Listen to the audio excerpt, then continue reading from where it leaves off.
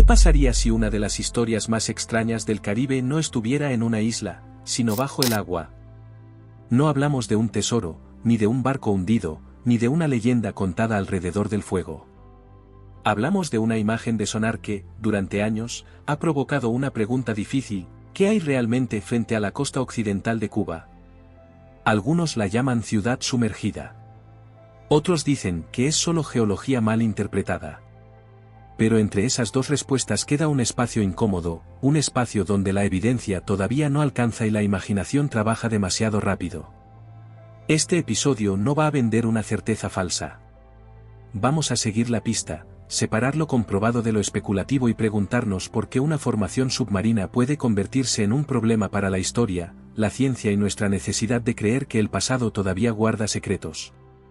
Porque a veces, lo más inquietante no es encontrar una respuesta imposible, sino descubrir que durante décadas nadie reunió las pruebas necesarias para responder bien. A más de 600 metros bajo el mar, frente al extremo occidental de Cuba, una máquina que no ve con ojos dibujó una imagen que parecía imposible.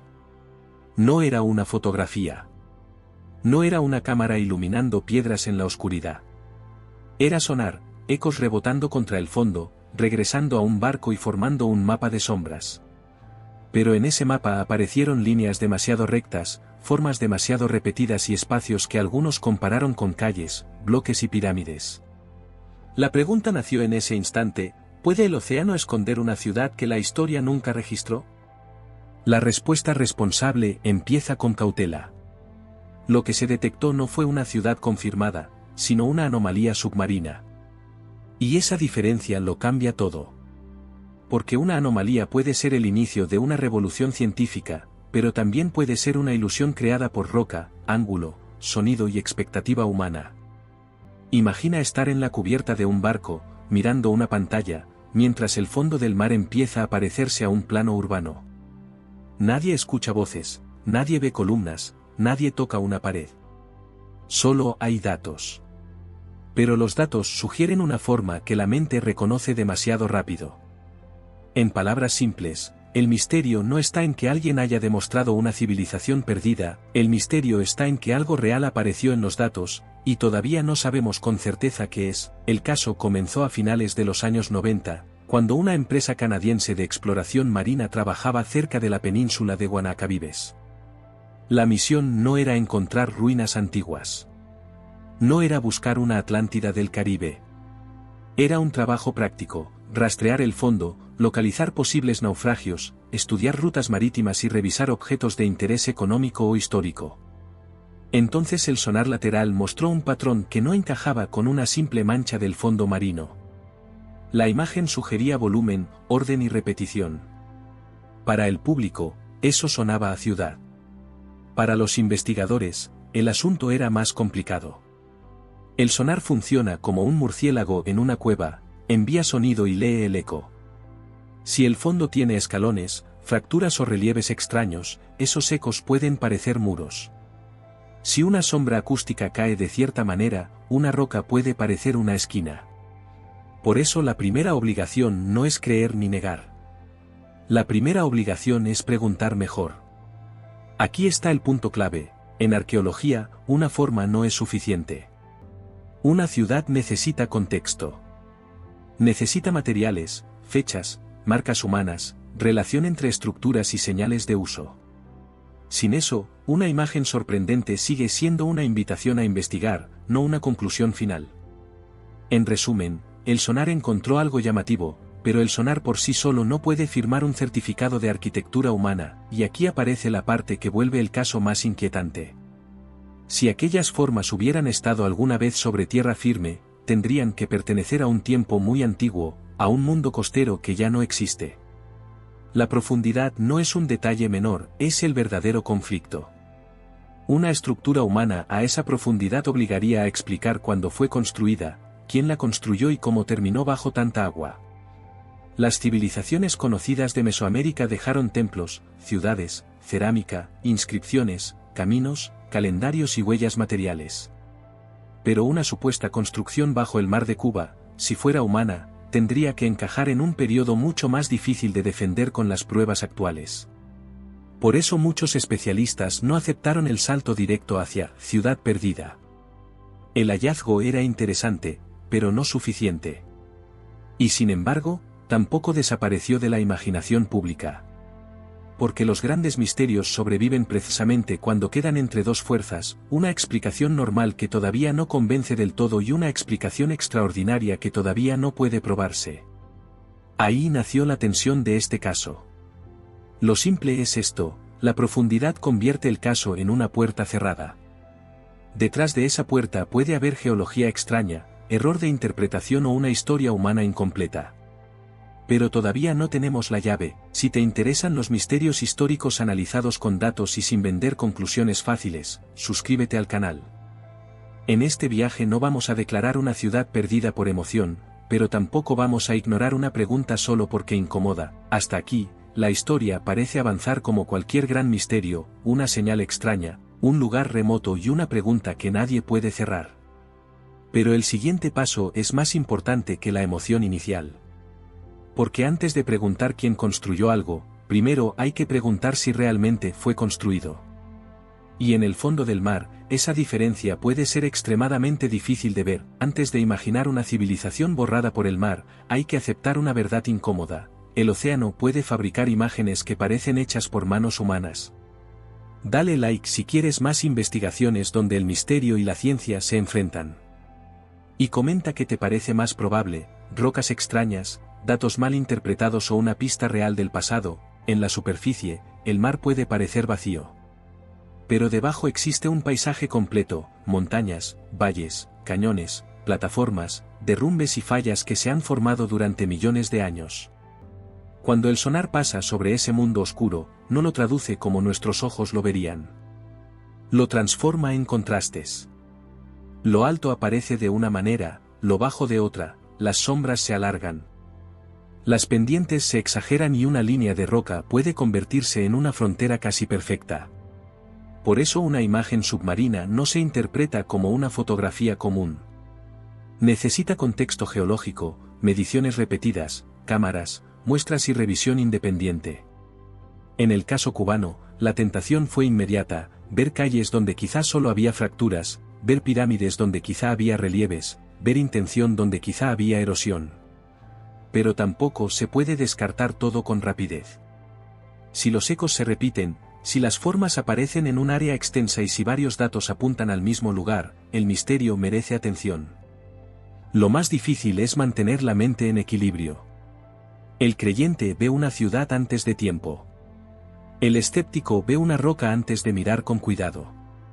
Pero el investigador serio debe quedarse en medio, aunque esa posición sea menos cómoda y menos viral. Dicho de forma simple, el océano puede engañar, pero también puede revelar. La mente humana está preparada para reconocer patrones. Vemos rostros en nubes, figuras en montañas y animales en constelaciones. Esa capacidad nos ayudó a sobrevivir, pero también puede hacernos creer que algo fue diseñado cuando solo fue ordenado por la naturaleza. En geología existen columnas, placas, fracturas y capas que parecen construidas. Algunas rocas se rompen con ángulos casi regulares. Algunas formaciones volcánicas parecen muros. Algunos derrumbes submarinos crean terrazas que, vistas desde arriba, parecen escaleras. Por eso la hipótesis natural no es una excusa débil, es el primer filtro serio. Sin herramientas, sin restos de ocupación, sin marcas de corte, sin sedimentos asociados a actividad humana, una forma geométrica sigue siendo solo una forma geométrica. El misterio de Cuba se mantiene porque las descripciones hablan de un patrón amplio y extraño, pero la evidencia pública no alcanza para cerrar el caso. Y ese detalle es esencial para no caer en el error de muchas historias virales. Confundir una posibilidad con una prueba. Una posibilidad abre la puerta. Una prueba permite cruzarla. En palabras simples, parecer construido no es lo mismo que haber sido construido. Entonces surge la pregunta que mantiene viva la historia: si todo era natural, ¿por qué no se resolvió de una vez? La respuesta no necesita una conspiración. La exploración submarina profunda es costosa, lenta y técnicamente difícil. No basta con enviar buzos, a esas profundidades se necesitan vehículos operados a distancia, barcos especializados, permisos, equipos de sonar, análisis de laboratorio y científicos de varias áreas. Además, el sitio está en aguas cubanas, lo que implica cooperación institucional y decisiones políticas. Es posible que el caso se enfriara por dinero, burocracia, falta de prioridad o simple cansancio académico. También es posible que la evidencia inicial no fuera considerada suficiente para justificar una gran inversión. Pero esa pausa tuvo un efecto poderoso, dejó un vacío. Y cuando la ciencia deja un vacío, Internet lo llena con mitos. Durante años, el caso fue contado como secreto, como prueba silenciada o como descubrimiento prohibido.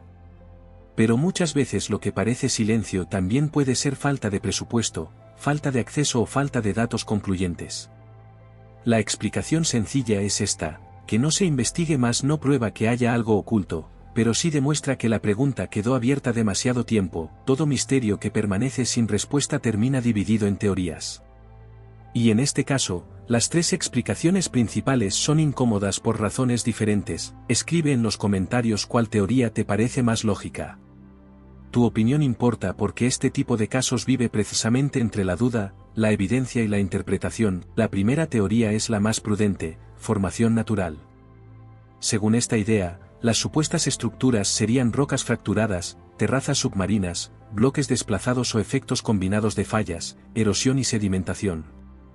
Cuba está cerca de una región tectónicamente compleja, donde las placas, los movimientos sísmicos y los cambios del terreno pueden producir paisajes submarinos difíciles de interpretar. Esta teoría tiene una ventaja: no necesita cambiar la historia humana. Solo necesita demostrar que la naturaleza fue capaz de formar algo que parece artificial. Pero también tiene una dificultad: debe explicar por qué las formas fueron descritas como tan ordenadas y por qué llamaron la atención de especialistas en sonar. La respuesta puede estar en la tecnología, en el ángulo de lectura o en un fenómeno geológico raro. Hasta que haya datos abiertos, esa teoría sigue siendo fuerte, pero no definitiva. Además, incluso una explicación natural puede ser científicamente valiosa. Un paisaje geológico raro también merece estudio, porque nos ayuda a entender cómo se forman los fondos marinos y cómo se confunden nuestros instrumentos. En simple, la naturaleza puede construir apariencias sorprendentes, y muchas veces lo hace sin pedir permiso a nuestra imaginación. La segunda teoría propone que las formas podrían estar relacionadas con una cultura antigua conocida o con poblaciones costeras que vivieron en zonas hoy sumergidas. Esta idea suena menos extrema que hablar de una civilización perdida, porque sabemos que los seres humanos han vivido cerca del mar durante miles de años. Las costas ofrecían alimento, rutas de movimiento, pesca, agua dulce cercana y recursos.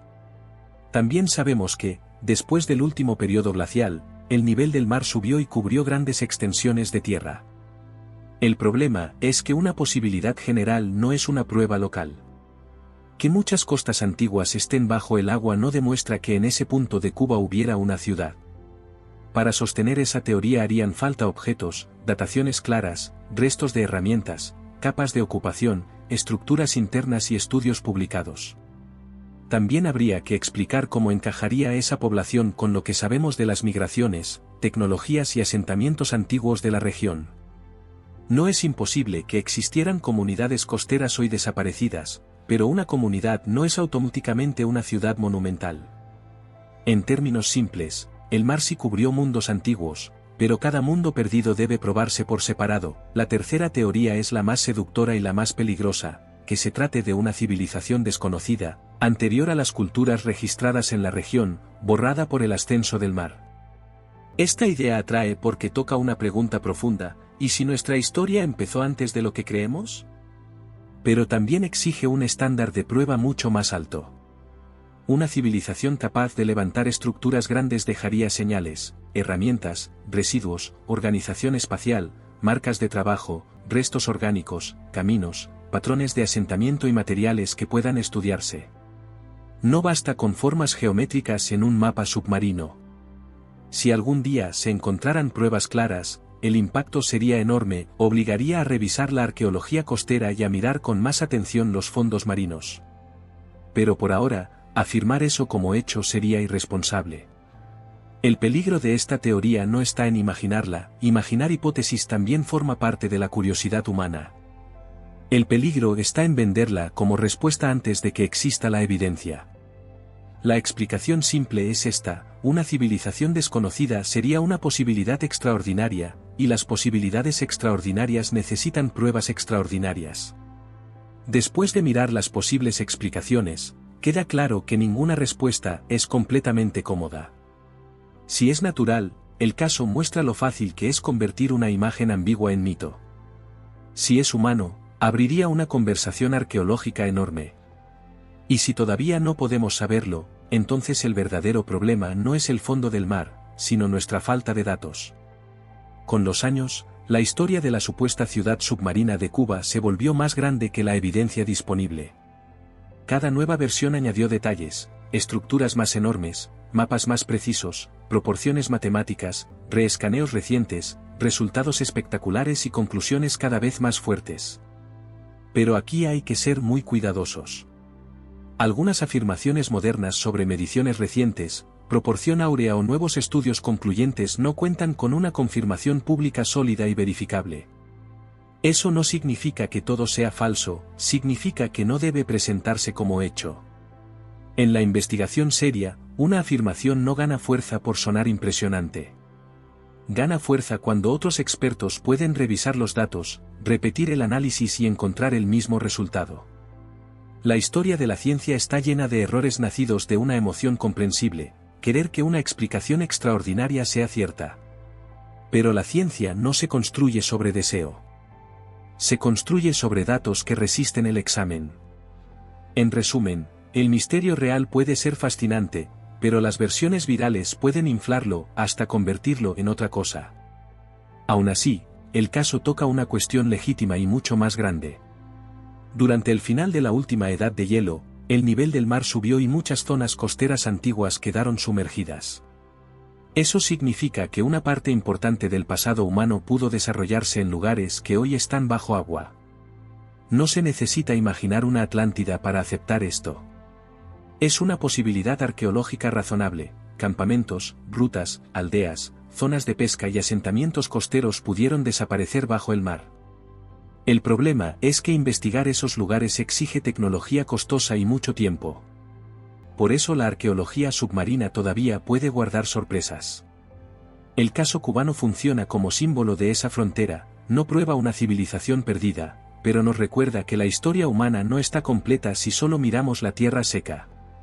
Tal vez algunas de las pistas más importantes no están en desiertos ni montañas, sino en plataformas continentales cubiertas por sedimentos, corales y oscuridad. En palabras simples, el océano no solo cubre agua, también cubre preguntas. La conclusión honesta no es la más espectacular, pero sí la más sólida. Bajo el mar frente a Cuba existe un caso que merece ser tratado con seriedad, una anomalía detectada por sonar, interpretaciones discutidas, relatos incompletos y una ausencia clara de investigación definitiva. No hay prueba pública suficiente para afirmar que sea una ciudad perdida. Tampoco hay una explicación universalmente aceptada que haya cerrado el tema para siempre. El caso permanece en una zona difícil, demasiado interesante para ignorarlo, pero demasiado incompleto para convertirlo en certeza.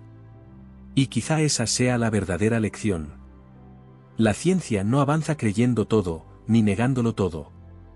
Avanza cuando se hacen mejores preguntas, se publican mejores datos y se permite que la evidencia decida.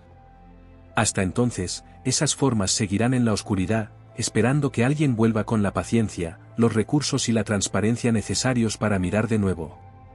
Y si algún día la respuesta resulta ser simple roca, también será una respuesta valiosa.